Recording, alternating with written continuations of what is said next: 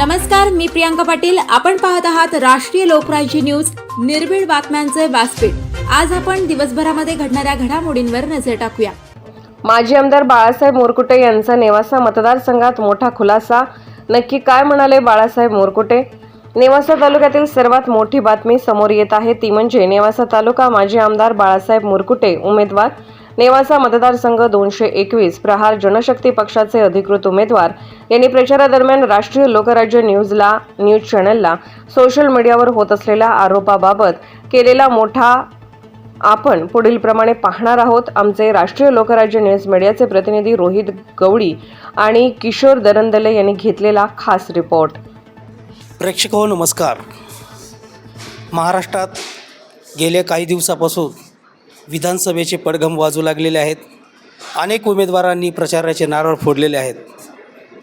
नेवासा 221 हा मतदारसंघ, या मतदारसंघाबद्दल आज आपण या ठिकाणी अशा एका व्यक्तिमत्वाला भेटणार आहोत की ज्यांनी 2014मध्ये एक न भूतो न भविष्यती असा विजय मिळवून विधानसभेवरती आपलं अधिराज्य गाजवलं आणि आमदार झाले. 2024ची आता जी विधानसभा आहे त्यानिमित्ताने आज आपण आढावा नेवासा मतदारसंघाचा या अनुषंगाने आज आपण माजी आमदार बाळासाहेब मोरकुटे यांच्याशी आज आपण बातचीत करणार आहोत. मोरकुटे साहेब नमस्कार. राष्ट्रीय लोकराज्य न्यूजच्या माध्यमातून आपलं पुन्हा एकदा स्वागत. या विधानसभेमध्ये आपण जे नुकताच प्रचाराचा नारळ फोडला, आपली येणाऱ्या दिवसामध्ये या प्रचाराची रणनीती काय असणार आहे? जय हरी.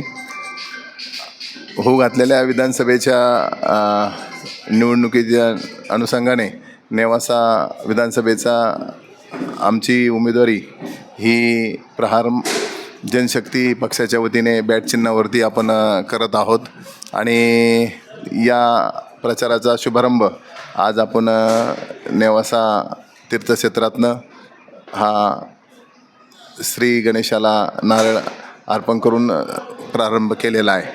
आजच्या या निवडणुकीच्या प्रचाराच्या माध्यमातून आपण आज प्रत्येक लोकांसमोर जाणार आहोत, गावोगावी जाणार आहोत. पक्षाचे ध्येयधोरणं आणि आपले राजकीय ध्येयधोरणं आणि तालुक्याच्या विकासात्मक आराखड्यासंदर्भामध्ये यामध्ये आपण ही सर्व चर्चा करणार आहोत. जाहीरनामाही आपण या ठिकाणी देत असताना नेवाशाचा हा विकास आणि त्यातनं प्रलंबित प्रश्न आणि भविष्यात येणाऱ्या जे काय कामं, त्याचं नियोजन जे आम्ही 14 ते 19 केलं, 14 ते 19मध्ये आम्ही कामाच्या अनुषंगाने केला, पण त्यातनं आणखी काही कामं हे प्रलंबित आहेत आणि ते कामं पूर्ण करणे हे आमचं उद्याचं ध्येयधोरण आहे आणि त्याप्रमाणे आम्ही ते काम करणार आहोत. यापूर्वी आपण भाजप पक्षाचे माजी आमदार आहात आणि आता प्रहार जनशक्ती पक्षाच्या वतीचे अधिकृत उमेदवार आहात. हा समन्वय तुम्ही कसा साधला? निश्चितच 2014ला मला भारतीय जनता पार्टीची उमेदवारी करण्याचं जे संधी मिळाली ते स्वर्गीय गोपीनाथजी मुंडे साहेब यांच्या मदतीने आणि त्यांनी माझ्यावरती विश्वास टाकला. पुढं मुख्यमंत्री देवेंद्र फडणवीस साहेबांच्या मदतीने मी भरीव असं 5 वर्षामध्ये 14 ते 19 या काळामध्ये विकासात्मक कामं ते केली आणि आज त्याच अनुषंगाने जे काय आम्ही 5 वर्षामध्ये जो आराखडा तयार केला होता त्यातले काही कामं झाले आणि त्यातले काही कामं पेंडिंग होते आणि ते कामं आम्हाला अपेक्षित होते की 19 ते 24 या कार्यकाळामध्ये पूर्ण होतील. परंतु या कार्यकाळामध्ये माझा 19ला पराभव झाल्यानंतर सरकार बदललं आणि त्या ठिकाणी हे कामं करण्यामध्ये आम्हाला बऱ्याचशा अडचणी आल्या. आम्ही ते करू शकलो नाही आणि पुढं 2.5 वर्षानंतर शिंदे फडणवीस पवारांचं सरकार आलं आणि त्याप्रमाणे आम्ही पुन्हा त्या आराखड्याच्या अनुषंगाने प्रलंबित प्रश्नाच्या अनुषंगाने कामाला सुरुवात केली. त्यातनं काही कामं आम्ही करू शकलो, परंतु ह्या 5 वर्षामध्ये कुठलीही विकासात्मक कामं सध्याचे लोकप्रतिनिधी गडाख यांच्याकडनं होऊ शकले नाही. आणि मग त्यातनं जनतेचा या ठिकाणी कामं होऊ न शकल्यामुळे रोष त्या ठिकाणी आमच्यावरती असलेली विरोधक म्हणून, प्रस्थापितांच्या विरोधात म्हणून जी जबाबदारी होती त्या जबाबदारीतनं आम्ही विधानसभेच्या या सर्व प्रक्रियेमध्ये सहभागी झालो आणि विधानसभेमधून आम्ही भारतीय जनता पार्टीकडनं महायुतीतनं उमेदवारीची मागणी केली. परंतु त्यातनं तुम्हाला सर्व कल्पनाच आहे की त्यातनं आम्हाला डावलण्यात आलं आणि त्यामुळं आम्हाला या ठिकाणी अपक्ष उमेदवारी करण्याचं कार्यकर्त्यांचा आग्रह असतो. म्हणजे आम्ही जो निर्धार मेळावा घेतला त्या निर्धार मेळाव्यातनं अपक्ष उमेदवारी करण्यासंदर्भात कार्यकर्त्यांनी आम्हाला आग्रह धरला आणि त्या ठिकाणीच आम्हाला प्रहार जनशक्तीच्या माध्यमातून आमचे आणि नामदार बच्चू कडू साहेबांचे जुनी मैत्री जी होती त्यातनं आम्ही त्यांना विकासात्मक सामाजिक कार्यातनं पाहत होतो आणि आम्हाला ती संधी योग्य वाटली आणि त्याप्रमाणे आम्ही प्रहार जनशक्ती पक्षाचा निर्णय घेतला. सर्व कार्यकर्त्यांशी चर्चा करून, सर्व प्रहारचे सर्व कार्यकर्ते यांच्याशी चर्चा करून विश्वासाने आम्ही तो निर्णय घेतला आणि आज निवडणुकीला त्या पक्षाच्या माध्यमातून आम्ही निवडणूक लढवत आहोत. निश्चितच. परंतु आपण भाजप पक्षामध्ये असताना आपले जुने कार्यकर्ते, जुने मतदार आणि मित्र परिवार आणि आता नवीन पक्षामध्ये आपण जी उमेदवारी करत आहात, हा समन्वय कसा साधणार तुम्ही? आज या निवडणुकीच्या माध्यमातून एक महायुतीतील जे घटक आहोत आम्ही होतो, भाजप आणि शिवसेना आणि राष्ट्रवादी याच्यामधून तिकिटावरून जे आम्हाला बाहेर पडावं लागलं आणि आम्हाला अपक्ष आणि प्रहार जनशक्तीचा पर्याय निवडावा लावला, हे आजच्या या निवडणूक प्रक्रियेमध्ये आपल्यासमोर आहेच आहे. परंतु एक जर आपण गोष्टीकडं आपण सातत्याने लक्ष दिलं तर जो कार्यकर्ता 14 ते 19 जो आमच्यासोबत आहे तोच 19 ते 24 आमच्यासोबत आहे आणि तो आज एवढं जरी विभागणी झालेली दिसते आहे तरीही आज 80% भारतीय जनता पार्टीचा जो कार्यकर्ता आहे तो आमच्या समवेत आहे आणि तो कार्यकर्ता हा एक परिवार आहे आणि या परिवारातनं तो कार्यकर्ता आमच्यासोबत आहे, राहणार आहे आणि त्यांच्याच विश्वासावरती, त्यांच्याच या मागणीनुसार आम्ही निवडणूक करण्याचा निर्णय घेतलेला आहे. निश्चितच. सोशल मीडियावरती नुकतेच आपणावरती आरोप केले जातात 400 कोटी वगैरे वगैरे, याबद्दल तुमची काय प्रतिक्रिया आहे? या निवडणूक कार्यक्रम सुरू झाल्यानंतर काही विरोधक आपण म्हणू त्या विरोधकांनी आमच्यावरती आरोप केले. काही आमच्याच जुने सहकारी होते त्यांनी काही आरोप केले आणि या ठिकाणी मला एवढं सांगायचं आहे की 2019ला देखील माझ्यावरती निवडणुकीच्या शेवटच्या काही दिवसात माझ्यावरती गडाखांनी एक खोटा आरोप करून पत्रकबाजी केली होती. ही आपल्याला सर्वांना श्रुत आहे आणि त्या पत्रकबाजीमध्ये जे गडाखांनी नमूद केलं होतं, जे गडाखांनी त्यामध्ये आरोप केले होते तेच आरोप आमचे जे काही आता पक्षातील सहकारी, जुने सहकारी आहेत तेच आरोप करत आहेत आणि आजही जे काही जे मुलाखती केल्या जात आहेत त्या मुलाखती देखील आमचे विरोधक गडाख यांच्याच माध्यमातून त्या मुलाखती नियोजित केल्या जातात.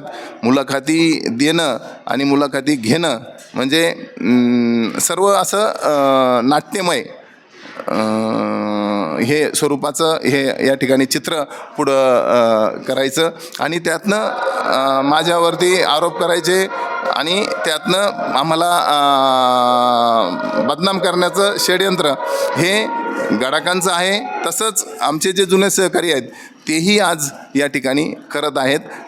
आपण या सगळ्या गोष्टीकडे लक्ष दिलं थोडं तर असं आम्हाला म्हणायचं आहे की जे 19ला आरोप झाले गडाखांकडनंच तेच आरोप आजही होत आहेत. म्हणजे जे आरोप करणारे आहेत आत्ताचे आणि जुने हे दोन्ही एकत्रच आहेत हे त्याच्यातून सिद्ध होत आहे. राहिला विषय माझ्यावरती 400 कोटीचा आरोप करणारे, मी आता मला कळलं ते मुलाखतीमध्ये या ठिकाणी त्यांनी आमच्यावरती आरोप केले. नुसते 400 कोटीचा आरोप करून थांबले नाही, त्यांनी आम्हाला काय काय फुलं वाहिले हेही त्याच्यामध्ये आपण पाहत आहेत. पण माझं त्या बाबतीमध्ये त्यांनी जे माझ्यावरती जे काही आरोप केले त्या बाबतीमध्ये आता उलट त्यांना फार तो विषय क्लिअर करणं किंवा तो आरोप सिद्ध करणं फार सोपं आहे. का ते जे माझ्यावरती आरोप करणारा कार्यकर्ता हा आज गडाखांचाच प्रमुख कार्यकर्ता आहे, म्हणजे गडाखांच्याच दावणीला जाऊन तो आज काम करत आहे. मग आता त्यांना माझ्यावरती 400 आहेत का 500 कोटीचा जो काय त्यांचं म्हणणं आहे भ्रष्टाचार केलेला, की तोही गडाखांनी 19मध्ये तोच आरोप केला होता. आता ते 5 वर्ष नामदार होते, 5 वर्ष आमदार होते, त्याच गडाखांचाच प्रमुख कार्यकर्ता आहे, म्हणजे गडाखांच्याच दावणीला जाऊन तो आज काम करत आहे. मग आता त्यांना माझ्यावरती 400 आहेत का 500 कोटीचा जो काय त्यांचं म्हणणं आहे भ्रष्टाचार केलेला, की तोही गडाखांनी 19मध्ये तोच आरोप केला होता. आता ते 5 वर्ष नामदार होते, 5 वर्ष आमदार होते, त्यांनी तो खुलासा करायला पाहिजे होता किंवा त्यांनी ते सरकार मंत्री असल्याकारणाने त्यांना ते करणं शक्य होतं. त्यांनी तर ते करायला पाहिजे होतं. अजूनही पण कार्यकर्ते जे समजा त्यातनं बोलत आहेत त्यांनी त्यांच्या मदतीने ते सिद्ध करावं.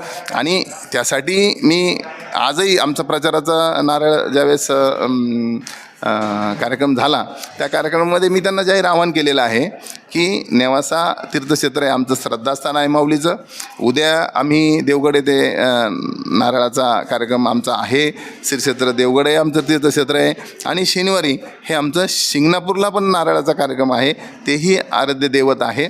ह्या तिन्ही ठिकाणी आम्ही याबाबत जे काय आमच्यावरती आरोप आमच्या विरोधकांनी केले, आमच्या जुन्या सहकारी मित्रांनी केले, त्यांनी त्या ठिकाणी यावं. त्यांचं जे काय म्हणणं आहे त्याचा खुलासा त्यांनी करावा.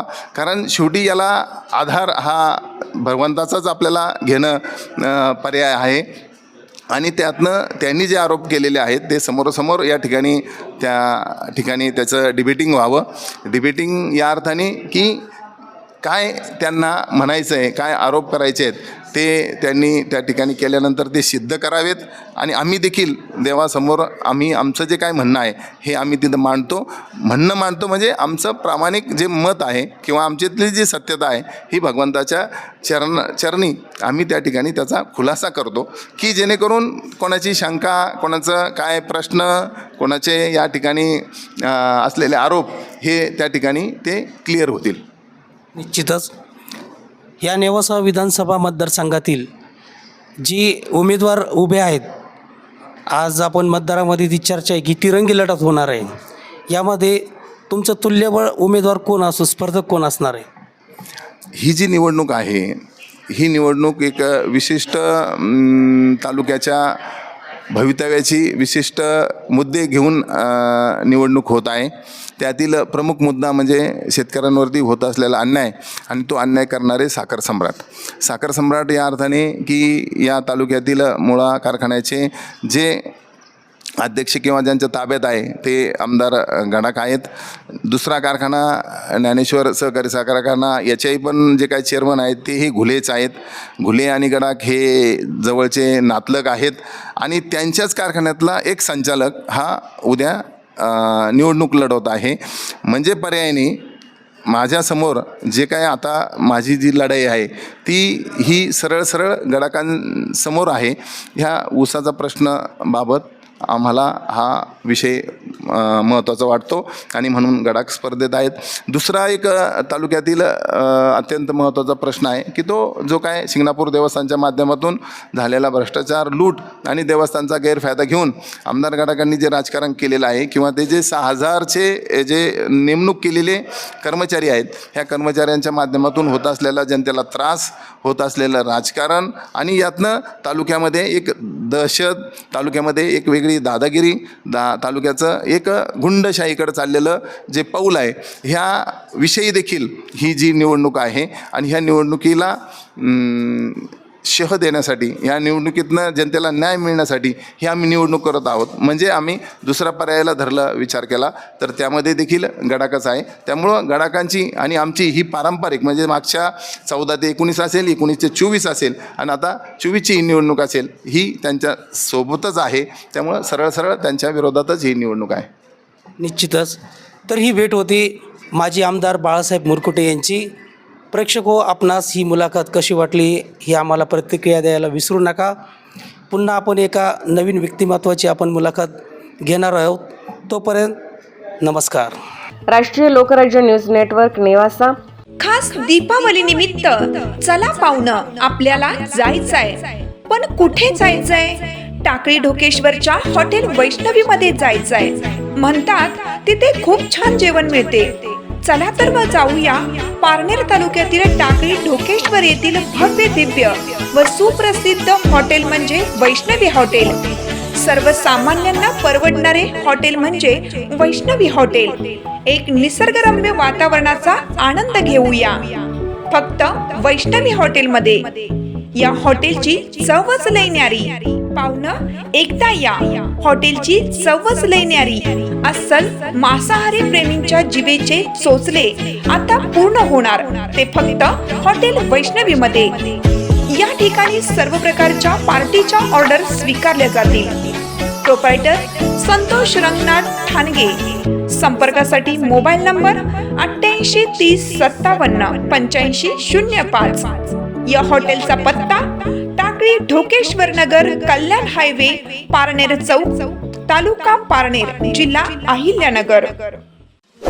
ताज्या बातम्यांसाठी आणि अपडेट्ससाठी राष्ट्रीय लोकराज्य न्यूज चॅनलला सबस्क्राईब करा. तसेच लाईक आणि शेअरही करा.